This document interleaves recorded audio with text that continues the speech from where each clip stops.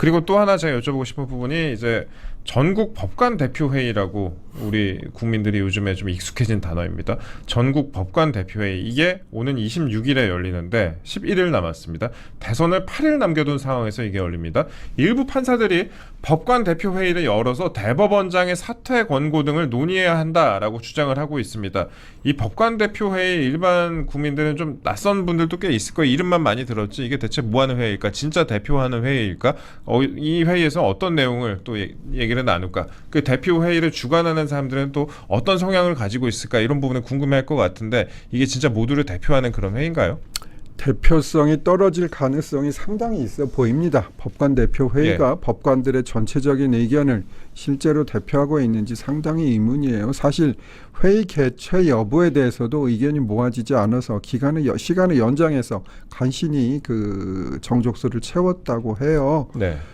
제가 최근에 조선일보에 조금 글을 올렸는데, 그 내용은 이제 민주당이 최근에 하고 있는 행동이 사법권의 독립에 침해가 될 수 있다. 그리고 대법원이 신속하게 파기환송 판결한 거는 적절하다. 이런 내용을 올렸어요. 그랬더니 많은 분들이 연락을 주셨는데, 제 의뢰인도 있고 법원의 부장판사 한 분이 연락을 주셨어요. 네. 제가 여쭤봤거든요.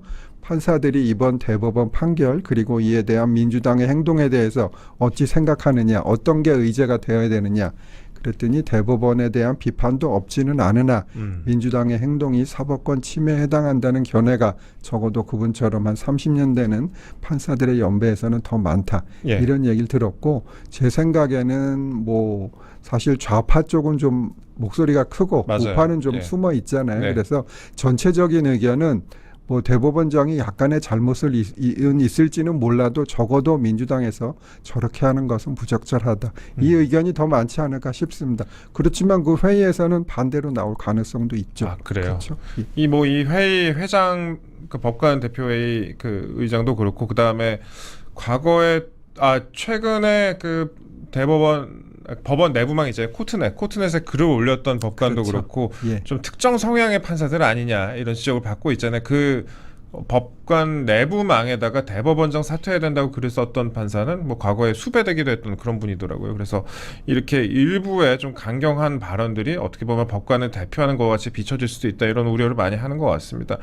특히나 이제 이게 처음에 이제 논의가 될 때 대법원장 사퇴 권고 등을 논의해야 한다, 이렇게 주장이 나오고 있는데, 또 변호사님 말씀대로 법원 내부에서는 그래도 이렇게 입법적인 압박이라든지, 그 다음에 대법원장에 대한 특검법이라든지, 그 다음에 사퇴, 이런 압박 같은 부분에 대한 불만도 상당히 많은 그런 상황으로 알고 있는데, 근데 이제 법관 대표회의에서는 대선을 8일 남긴 상황에서 어떻게 보면 일방적인 의견만 제시되지 않을까, 그 의견이 꼭 대표되는 것 같이 나오지 않을까 하고 우려하는 분들이 많을 것 같습니다. 어떤 결론 나올 것으로 기대하세요?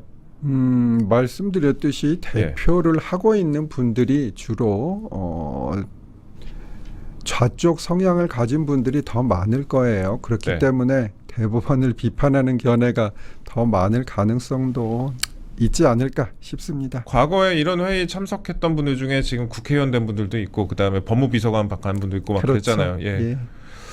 좀 어떻게 될지 모르겠습니다. 이게 딱 대선 8일 전에 이런 의견이 계속 제시가 되고, 그래서 이게 일방적으로 정치적인 메시지로 나아가지 않을까 하는 그런 우려도 있습니다.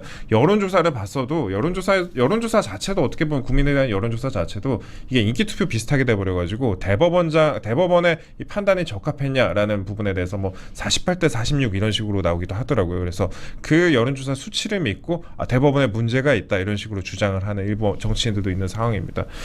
제가 마지막으로 좀 여쭤보고 싶은 부분이, 변호사님은 이제 법관 생활을 오래 하셨잖아요. 26년 동안 법관 생활을 하셨고 지금 35년 동안 법조인 생활을 하고 계시는데, 우리 사법부가 그래도 좀 독립적이었다고 생각을 하시는지, 또 이렇게 변호사님께서 법관 생활을 하시는 동안 어떤 정치적인 압박을 받은 적이 있으신지 그거 여쭤보고 좀 싶고요. 그 다음에 오늘 이야기한 일련의 변화에 대해서 또 어떤 생각이 드시는지 이것 좀 말씀 여쭤보고 싶습니다. 저는 개인적으로 정치적인 사건을 한 적이 거의 없기 때문에 제가 압박을 받고 그런 적은 저는 없었어요. 그리고 과거에는 이렇게까지 국회에서 대법원장을 압박한 적은 없었다고 생각이 듭니다. 그래서 한마디로 제 심정을 얘기하면 참담하다.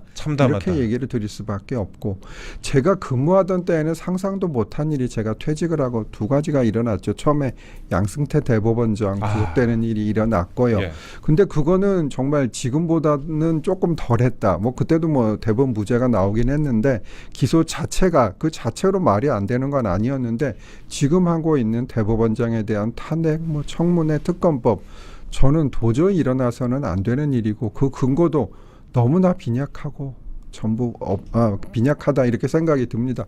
민주당에서도 법률가들이 많이 있잖아요. 너무 정치적인 관점에서 접근하지 말고 법적으로 심사숙고하고 좀 일을 했으면 하는 생각이 듭니다. 아까 제가 이용호 대법관께서 하신 인터뷰를 좀 말씀드렸는데 예. 거기 보면 대법원장께서 굳건히 사법부를 지켜주셔야 한다. 사임 압력에 굳건히 버텨야 한다. 이런 얘기를 하셨어요. 네. 꼭 그대로 좀 되었으면 합니다. 네, 지금 이제 조희대 대법원장 임기가 26년까지죠. 26년까지로 알고 있는데 2년이 좀 남지 않았는데, 그 임기 동안에 어떻게 보면은 야당이 정권을 차지하게 된다면은 그 대법원이 이제 본인들의 정치적인 의사와 다른 판결을 내릴 경우에 그 부분에 대해서 좀 염려를 많이 하고 있는 것 같습니다. 그래서 지금 이렇게 압박을 하고 있는 거 아니냐, 그런 지적이 좀 많이 있고요. 그 다음에 저는 아까 이제 양승태 대법원장 말씀을 좀 하셨는데, 양승태 대법원장이 그때 구속되고 수사를 받을 때 그때 엘리트 법관들이 굉장히 많이 옷을 벗었어요. 예, 그래서 그렇습니다. 법원의 기조가 그때 많이 좀 바뀌었다는 그런 평가를 받고 있습니다. 실제로 어땠나요?